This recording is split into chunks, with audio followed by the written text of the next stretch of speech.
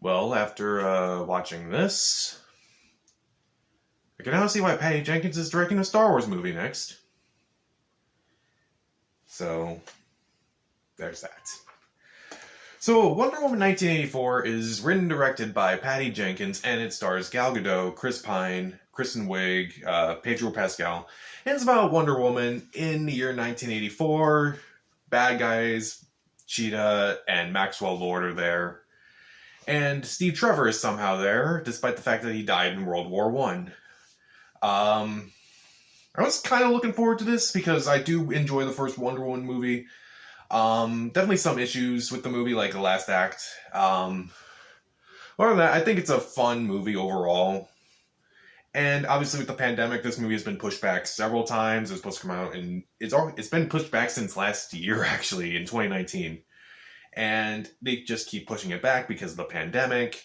And they just said, screw it, let's just put it on HBO Max and whichever theaters are playing the movie at the time.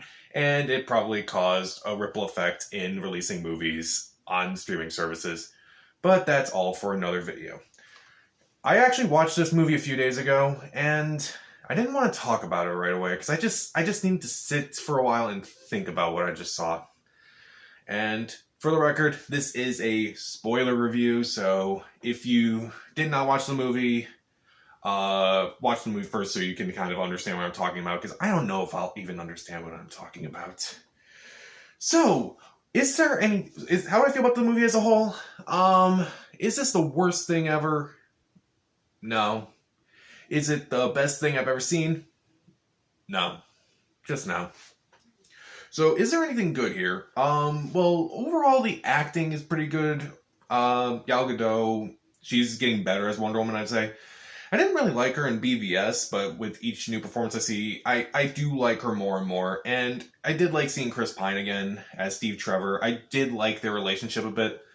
I was kind of thinking that the movie was going to be like, hey, we're going to show this side, this version of the story again, but it's going to be the other way, like how Wonder Woman was this, basically the fish out of water is like discovering the new world, and Steve Trevor's like, okay, here's what we really do.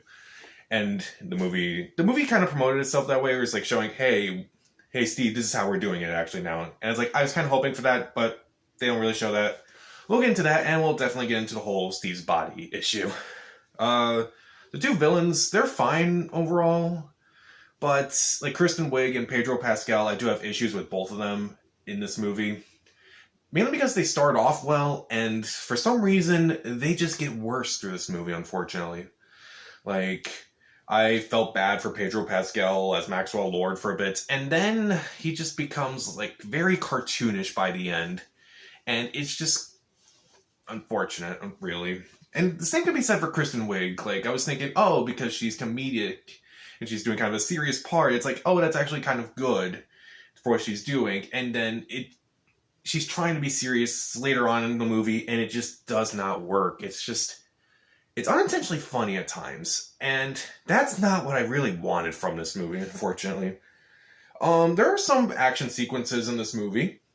I'll say that. But the action sequences are actually really good. Like the first one, the Mascara, that's a lot of fun.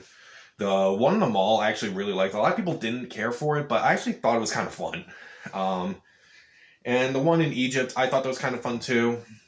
Hans Zimmer's score is actually better than the last Wonder Woman movie. Like I never really liked Wonder Woman's theme, I would say. In this movie, it's actually a lot better. Like that actually was more powerful, I would say. A much better score.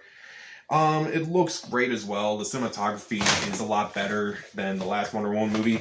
And the ending I feel mixed about, honestly, because a lot of people hate the ending, and I can completely understand why. But, like, given what the ending was trying to say, and given what 2020 was like, this movie was filmed in 2018, but somehow it kind of predicted 2020. It's weird. It's like, I'll buy it, because, like, this year has just been so bad, and I just need something. I just need hope, I guess. Alright, so I'm about to get into the cons, and this is where all the spoilers for this movie really are, because, like, there's a lot to talk about. So, as I mentioned, the Themyscira, it's in the opening scene, and in the scene, basically, Diana, as a child, she enters this competition full of other Amazons, and, she basically cheats, and she almost wins, but then she's blocked, and they say, you can't do that, you can't cheat to win. And you're thinking, oh, that's what this movie's going to be about, how Diana just can't cheat to win something. And it kind of seems like they might play into that a bit. It's like, she can't win a fight to cheat. She can't cheat to bring back Steve Trevor. Meanwhile, Pedro Pascal can't cheat to, spend time with his kid, and Kristen Wiig can't cheat to be a better version of herself mixed with Wonder Woman, as it seems. Seems like they were going for that, but you think about it, it's like, wait a minute. Cheaters never prosper. Cheetahs never prosper. This movie really went for it, didn't it? But they never really play into that. It thinks it is, but it isn't. It's not. You just realize that whole scene was for nothing, really. And it's unfortunate, because that was a cool scene. And it feels like they only put it in the movie because, people really liked the Themyscira in the first movie. And it's just thrown in here because it's like, hey, you really liked it. Okay, here's one scene of it. Okay. Oh, man. And meanwhile, the big controversy with this movie, one of the big controversies in this movie, is that Steve, how they bring him back, it's weird. It's really weird and really far-fetched, wrong. Just everything is wrong about it. So there's a scene where Wonder Woman goes to a party, and she sees this guy, he's like following her, and then the guy mentions he's Steve, and then all of a sudden like pans from Wonder Woman to like turn around to see, she's actually talking to Steve again. And like they go back to her apartment. Steve sees himself as this guy. How? Why? And that's because of this like wishing rock. Everyone makes wishes on it. She wishes she could see Steve again, while Kristen Wiig wishes to be more like Diana. And Maxwell Lord wishes to become the Rock. But anyway, back to Steve. Yeah, why? Why did you have to go this extra level? Like, why? Why couldn't you just bring him back? Like, bring him physically back? Why does he have to take over someone else's body? Why does he have to take over this guy who probably has a job, who probably has a family? Like, everyone's probably wondering, where is this guy? Where did he just disappeared off the face of the earth? Like, where did he go? It makes no sense. Like, why? And on top of that, Diana sleeps with him during this, and it's like, ugh, this is just wrong. This is even worse than I imagined. Like, why? You realize that you think, oh, she's sleeping with Steve, but no, she's sleeping with some dude that Steve is inhabiting, essentially. I'm like, why? Just why? It makes no sense. Meanwhile, Kristen Wiig, even though I admit I liked her at first, she got worse throughout the movie. And not just in terms of like her goals, but more like her performance is worse. And when I saw I saw pictures, saw what the character was, it seemed like she was going to do what Jim Carrey did in Batman Forever, what Jamie Foxx did in The Amazing Spider-Man 2, what Guy Pearce did in Iron Man 3. And I was right, pretty much. Well, it's not as campy as those performances are. It still gets worse. And the big fight between Cheetah and Wonder Woman, it's poorly lit, mainly because they're trying to hide the visuals. It's like, this movie has been delayed multiple times. You didn't have enough time to, fix the visuals on Cheetah. Can we just stop turning humans into cats? Like, literally everything that's happened in 2020 happened after Cats came out. Think about that. Oh, man. And on top of that, they just kind of throw her into this movie for pretty much no reason. Like, Can't Maxwell Lord just be the villain? Like, Cheetah should kind of just be her own villain in a movie. Just why? On top of the whole, like what I mentioned earlier with like Jim Carrey and Jamie Foxx and Guy Pearce, like they all team up with other villains.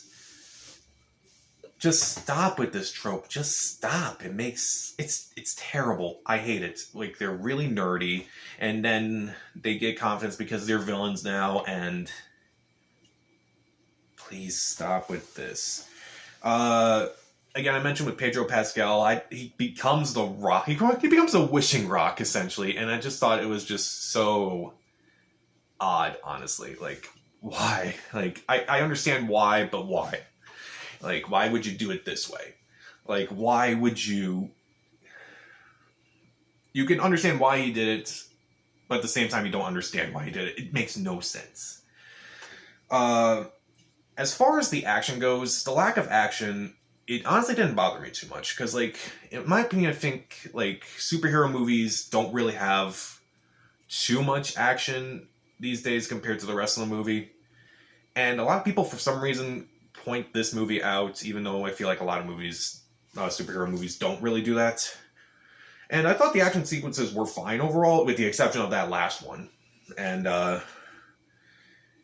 as far as the tone goes, it's not necessarily bad, but it's obvious that it kind of is trying to have a lot of like themes and like ideas, and like it doesn't know which one it wants to stick with at a time.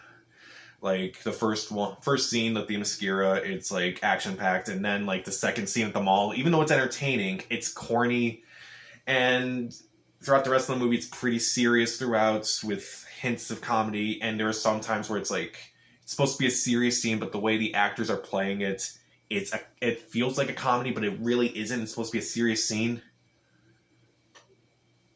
Yeah, the tone's just really all over the place, and on top of that, a lot of scenes admittedly do drag at some point. Like, this movie's 2.5 hours long, which, you know, that's not a big deal, because I know there are a lot of good superhero movies that are that long or longer.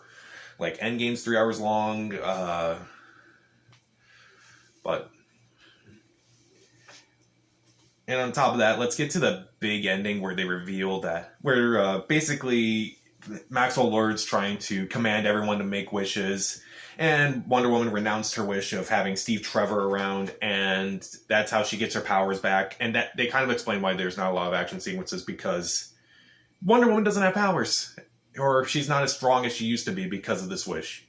And I'm like, okay, they could have done more with this. Like, they could have shown why she could still be Wonder Woman even without that.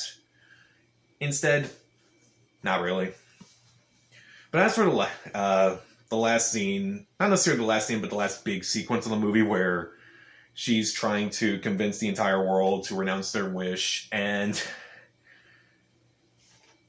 like, a lot of people hated it. And again, I mentioned that it kind of hit with me because 2020 has just been a crap year, and it's like, this is kind of the perfect message for this year. Just seems odd, honestly. Like, she uses the lasso of truth, which they don't really use to make anyone tell the truth. It's just more the lasso of convenience, whatever. It's like, oh, I'll just use this. I'll just use this. I'll just use the lasso for this. I'll just use lasso for this. And unlike the first movie where they actually use it there, they just use it for convenience more than anything. It's... Like, I read somewhere that even Patty Jenkins didn't like the last act of the first Wonder Woman movie, and she was kind of forced to do it, so now with Wonder Woman 2, she's like, oh, I'm doing it my way. And, yeah, sometimes you should probably take notes, unfortunately. So, and also there's a mid-credit scene involving Linda Carter appearing, and at first it's like, oh, that's cute, because, you know, she was the original Wonder Woman. But the more I kind of thought about it, the more I kind of didn't care for it. Not because I don't like Linda Carter. I do respect her. I do respect the Wonder Woman TV show. But, like, it just feels thrown away, honestly. Like, imagine if in the live-action Mulan that they did, imagine if they took Ming-Na Wen's character and kind of made a bigger deal out of her appearing in the movie. That's kind of how it felt here. So... all the respect in the world to Linda Carter, it's just this movie doesn't really work. Uh, Overall, I would say Wonder Woman 1984 is definitely underwhelming, especially considering the first movie. And I'm not going to call this the worst because, like, every time that there's a movie that comes out that's from a big franchise that subverts expectations, everyone just calls it the worst. Like, BVS, Last Jedi. But then again, just because you subvert expectations doesn't mean your movie's good. Overall, Wonder Woman 1984, there are moments in this movie when it's good, it's actually really good and really fun. But when it's bad, it's really bad. And, you know, I don't know how most people feel about it. I think I do know at this point, but, like, I don't know what to say about it, honestly. I'll give it 2 out of 4 stars, stream it, but again, not the worst thing I've ever seen, especially some of the movies I've seen this year. So, did you see Wonder Woman 1984? What did you think about it? And I don't know, what do you want to see Wonder Woman do in her next movie? Comment down below, subscribe to the channel. This is Pat, and Happy New Year. It's New Year's Eve.